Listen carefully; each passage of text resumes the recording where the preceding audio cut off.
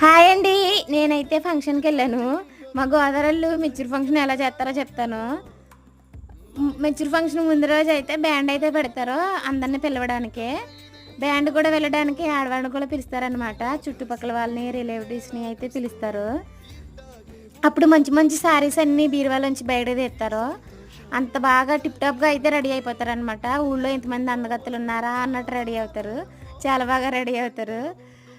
Jewellery పెట్టుకొని, శారీస్ కట్టుకొని మహాలక్ష్మిలాగా ఉంటారనమాట. ఆ రోజైతే అలా గడిచిపోతది. సరదాగా ఉంటది. ఫంక్షన్ రోజు కూడా అదే విధంగా రెడీ అవుతారు. ఫంక్షన్‌లో అయితే భోజనాలు నాన్ వెజ్‌తో అయితే పెడతారనమాట. రిటర్న్ గిఫ్ట్స్ కూడా ఇస్తారు. చికెను, మటను ఇవైతే పెడతారనమాట. ఎవరి స్తోమతను బట్టి ఆళ్ళైతే పెట్టుకుంటారు.